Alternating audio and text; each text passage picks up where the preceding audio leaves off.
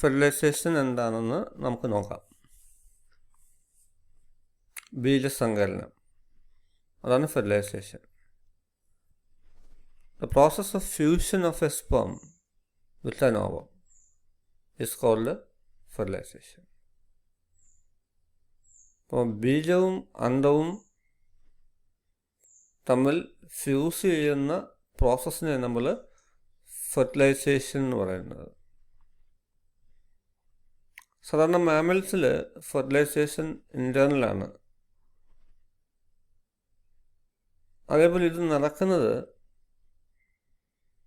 ആംപുലറി isthmus ജംഗ്ഷനിലാണ്.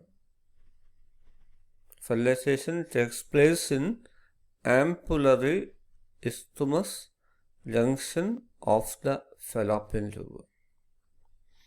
Fallopian tube എന്താണെന്ന് നമ്മൾ പഠിച്ചതാണ്. അപ്പോൾ ഫെലോപ്പിയൻ ട്യൂബിൻ്റെ ആംപുലറി ഇസ്തുമസ് ജംഗ്ഷനിലാണ് ഇത് നടക്കുന്നത്. അത് ഏത് പാർട്ടാണ് നമുക്ക് നെക്സ്റ്റ് ഒന്ന് നോക്കാം. ഇതാണല്ലോ ഫെലോപ്പിയൻ ട്യൂബ്. അപ്പോൾ ഈ ഫെലോപ്പിയൻ ട്യൂബിൻ്റെ നമുക്ക് ലാസ്റ്റ് പാർട്ടാണ് ഇസ്തുമസ്, ഈ ഭാഗം. ഇതാണ് ആംപുലറി പാർട്ട്. അപ്പോൾ ഈ ആംപുലറി ഇസ്തുമസ് ജംഗ്ഷൻ എന്ന് പറയുമ്പോൾ ഏകദേശം ഈ ഒരു ഭാഗത്താണ് ഈ ഒരു സംഭവം ഫെർട്ടിലൈസേഷൻ നടക്കുന്നത്.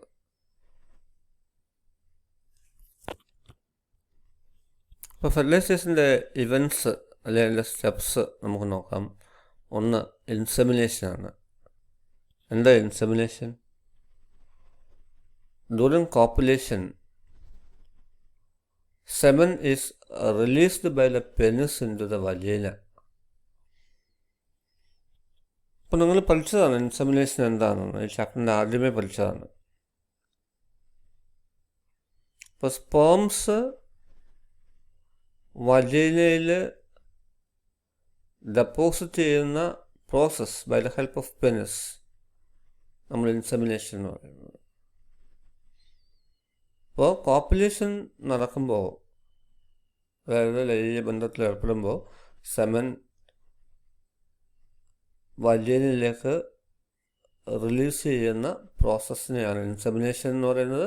ഫെർട്ടിലൈസേഷൻ്റെ ഫസ്റ്റ് സ്റ്റെപ്പും അതുതന്നെയാണ്, ഇൻസെമിനേഷനാണ്. രണ്ടാമത്തെ സ്റ്റെപ്പ് ട്രാൻസ്പോർട്ട് ഓഫ് ഗാമേറ്റ്സ് ആണ്. അപ്പോൾ ഈ motile sperm swim rapidly pass through the cervix, enter into the uterus and finally reach the junction of the isthmus and ampulla of the fallopian tube. ഇപ്പോൾ എന്ത് ചെയ്യണം? സ്പേമും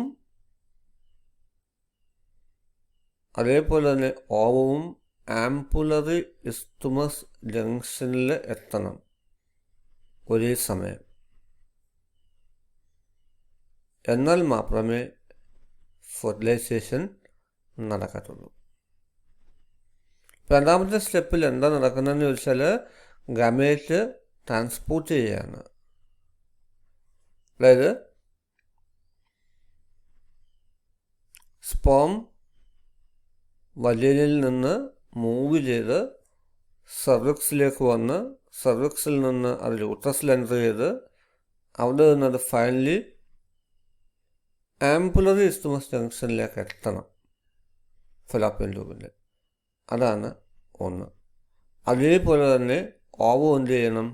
ഓവറിയിൽ നിന്ന് release ചെയ്യുന്നു. അത് പതുക്കെ ആംപുലറി ഇസ്തുമസ് ജംഗ്ഷനിലേക്ക് വരണം. എന്നാൽ മാത്രമേ ഫെർട്ടിലൈസേഷൻ നടക്കത്തുള്ളൂ. അപ്പോൾ fertilization can only occur if the ovum and sperm are transported simultaneously, ഒരേ സമയത്ത് തന്നെ വരണം to the ampullary isthmus junction. And this is why എന്താണ് നോട്ട് ഓൾ കോപ്പുലേഷൻസ്, എല്ലാ ബന്ധങ്ങളും lead to fertilization and pregnancy. എല്ലാ ബന്ധങ്ങളും ഫെർട്ടിലൈസേഷനിലും പ്രഗ്നൻസിയിലും എത്തത്തില്ല. കാരണം എന്താ? ഒരേ സമയം ഓവവും സ്പേമും ആംപുലറി ഇസ്തുമസ് ജംഗ്ഷനിൽ വരണം. അപ്പോൾ സ്പേം വരുമ്പോൾ ഓവം ഇല്ല എങ്കിൽ അവിടെ ഫെർട്ടിലൈസേഷൻ നടക്കത്തില്ല. നിങ്ങൾക്കറിയാം ഓവം എപ്പോഴാണ് വരുന്നത്? ഓവുലേഷൻ നടക്കുന്ന സമയത്തേ വരത്തുള്ളൂ. 14th day of the menstrual cycle അല്ലേ? അന്നേരം മാത്രമേ എന്ത് നടക്കത്തുള്ളൂ? ഫെർട്ടിലൈസേഷൻ നടക്കത്തുള്ളൂ. രകരം ഒന്ന് ശ്രദ്ധിച്ച് നോക്കൂ. സർവിക്സ് വഴി, യൂട്രസ് വഴി സ്പേം മൂവ് ചെയ്ത് ഫെലോപ്പിയൻ ട്യൂബിലെ ആംപുലറി ഇസ്തുമസ് ജംഗ്ഷനിലേക്ക് വരണം. ഇവിടെ വരും. ആ സമയത്ത് ഓവറിൽ നിന്ന് ഓവുലേഷൻ നടന്ന് ഓവം പതുക്കെ ഈ സ്ഥലത്തേക്ക് വീഴും. ഇതാണ് നമ്മൾ ട്രാൻസ്പോർട്ട് ഓഫ് ഗാമേറ്റ്സിൽ പറഞ്ഞത്. മൂന്നാമത്തെ step penetration of sperm into egg ആണ്. സ്പേം എഗ്ഗിനകത്തേക്ക് പെനിട്രേറ്റ് ചെയ്ത് കയറണം. പിന്നെ സഹായിക്കുന്നത് നോക്കൂ, the secretion of the acrosome ആണ്. നമുക്കറിയാം എന്താ അക്രോസോം? സ്പേമിൻ്റെ ടിപ്പിൽ കാണുന്ന ക്യാപ്പ് ലൈക്ക് സ്ട്രക്ചറിനെ നമ്മൾ അക്രോസോം എന്ന് പറയുന്നത്. ഈ അക്രോസോമിനകത്ത് ഒരു കെമിക്കൽ സബ്സ്റ്റൻസ് ഉണ്ട്. ഈ കെമിക്കൽ സബ്സ്റ്റൻസാണ് എന്ത് ചെയ്യുന്നത്? It resolves the point of contact of the sperm and egg. സ്പേമും എഗ്ഗും തമ്മിൽ ചേരുന്ന ഭാഗത്ത് ഈ കെമിക്കൽ സബ്സ്റ്റൻസ് ഉപയോഗിച്ചാണ് എന്ത് ചെയ്യുന്നത്? തുളച്ച് അകത്തേക്ക് കയറുന്നത്. അപ്പോൾ the secretion of the acrosome help the sperm enter in the cytoplasm of the ovum through zona pellucida and plasma membrane. അപ്പോൾ നിങ്ങൾ മനസ്സിലാക്കേണ്ട ഒരു കാര്യം, നമ്മൾ സ്ട്രക്ചർ ഓഫ് ദി ഓവം നോക്കുമ്പോൾ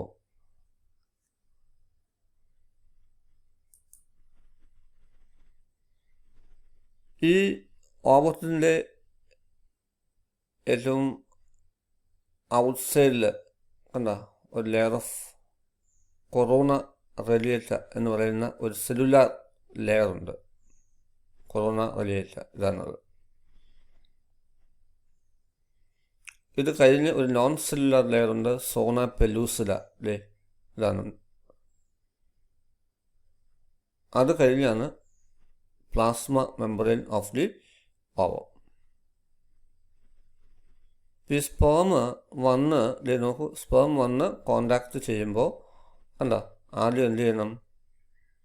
ഈ സോണ പെലൂസിഡ ലെയറിനെയും റപ്ചർ ചെയ്യണം. അതേപോലെ തന്നെ പ്ലാസ്മ മെംബ്രെയിനെയും റപ്ചർ ചെയ്ത് വേണം എഗ്ഗിൻ്റെ സൈറ്റോപ്ലാസത്തിലേക്ക് സ്പേം കയറാൻ. ഇതിനെ സഹായിക്കുന്ന എൻസൈമാണ് സ്പേമിൻ്റെ ടിപ്പിലുള്ള അക്രോസോമിൽ ഫില്ല് ചെയ്ത് വെച്ചേക്കുന്ന അക്രോസോമൽ ഫ്ലൂയിഡ്. അതുപയോഗിച്ചാണ് ചെറിയ തുളയുണ്ടാക്കി അകത്തേക്ക് കയറുന്നത്. നാലാമത്തെ സ്റ്റെപ്പ് നോക്കൂ, ചേഞ്ചസ് ഇൻ ദ എഗ്. അതായത് when the sperm head touches the egg membrane, egg മെംബ്രെയിനിൽ സ്പേമിൻ്റെ ഹെഡ് വന്ന് ടച്ച് ചെയ്ത് കഴിയുമ്പോൾ എന്ത് നടക്കും? That stimulate the secondary oocyte to start the suspended meiosis tube. അത് നിങ്ങൾ പഠിച്ചതാണ്. സസ്പെൻഡ് ചെയ്ത് വെച്ചിരുന്ന മെയോസിസ് ട്യൂബിൽ എന്ത് ചെയ്യും? റീസ്റ്റാർട്ട് ചെയ്യും. Completion of the meiotic division നടക്കും സെക്കൻഡറി oocyteൽ. ദാറ്റ് മേ റിസൾട്ട് ഇൻ എന്ത് നടക്കും? സെക്കൻഡ് മെയോട്ടിക് ഡിവിഷൻ്റെ ഫലമായിട്ട് formation of a second polar body and haploid ovum form ചെയ്യും. അത് നിങ്ങൾ oogenesis പഠിച്ചതാണ്. സെക്കൻഡറി oocyte മെയോസിസ് 2 റീസ്റ്റാർട്ട് ചെയ്യുന്നത് എപ്പോഴാണോ സ്പേം എൻട്രി ചെയ്യുന്നത് അന്നേരമാണ്. അപ്പോൾ അതിൻ്റെ ഫലമായിട്ട് ഹാപ്ലോയിഡ് ഓവം ഫോം ചെയ്യും. ഇതാണ് 4th പോയിന്റ്.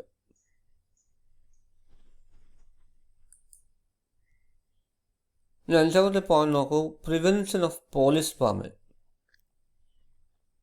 എന്താ പോളിസ്പെർമി? അതായത് നോക്കൂ, ഡ്യൂറിങ് ദ ഫെർട്ടിലൈസേഷൻ പീരീഡിൽ a sperm comes in contact with the zona pellucida layer of the ovum and induces changes in the membrane that block the entry of additional sperm. ഇപ്പോൾ ഫെർട്ടിലൈസേഷനിൽ sperm വന്ന് എഗ്ഗിൻ്റെ മെംബ്രെയിനിൽ തുളച്ച് കയറുമ്പോൾ ഏറ്റവും മുന്നേ വരുന്ന സ്പേമാണ് എൻട്രി ചെയ്യുന്നത്. ആ sperm വന്ന് മെംബ്രെയിനിൽ ടച്ച് ചെയ്ത് കഴിഞ്ഞാൽ ഈ മെംബ്രെയിൻസിന് ചില ഡെവലപ്മെൻറ്റ്സ് നടക്കും, അല്ലെങ്കിൽ ഈ മെംബ്രെയിൻസിന് ചില ചേഞ്ചസിന് വിധേയമാകും. അതിനുശേഷം ഈ മെംബ്രെയിൻ കുറച്ചുകൂടി ഒരു ഹാർഡൻ ചെയ്ത് വേറൊരു സ്ട്രക്ചറായി മാറും. അതിനുശേഷം പിന്നെ ഒരു സ്പേമിന് പോലും അകത്തേക്ക് എൻട്രി ചെയ്യാൻ ഒക്കത്തില്ല. പോളിസ്പെർമി മീൻസ് എന്താണ്?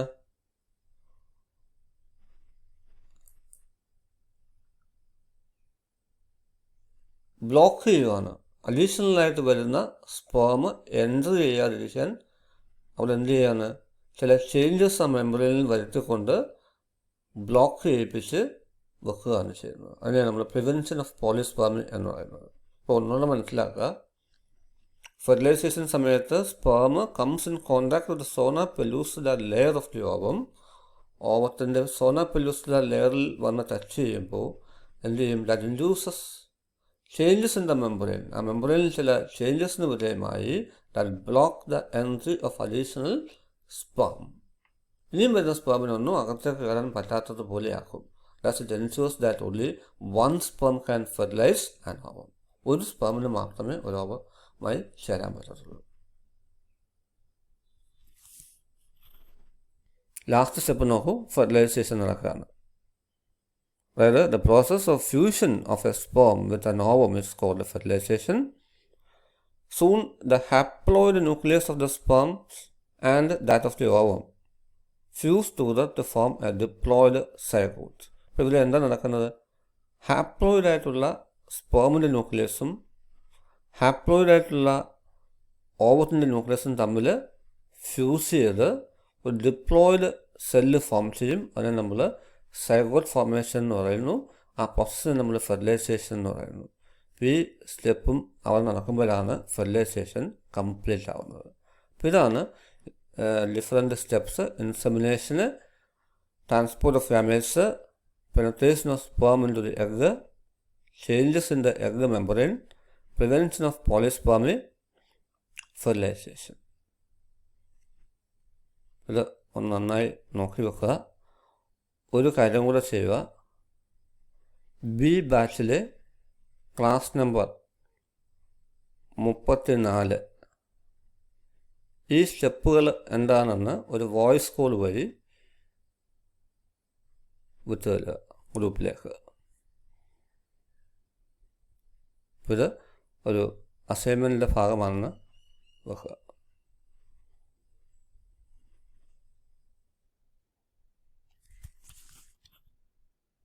അസൈൻമെൻ്റ് അല്ല, ഒരു ഇൻ്റേർണൽ അസസ്മെൻറ്റിൻ്റെ ഭാഗമാണെന്ന് വെക്കുക.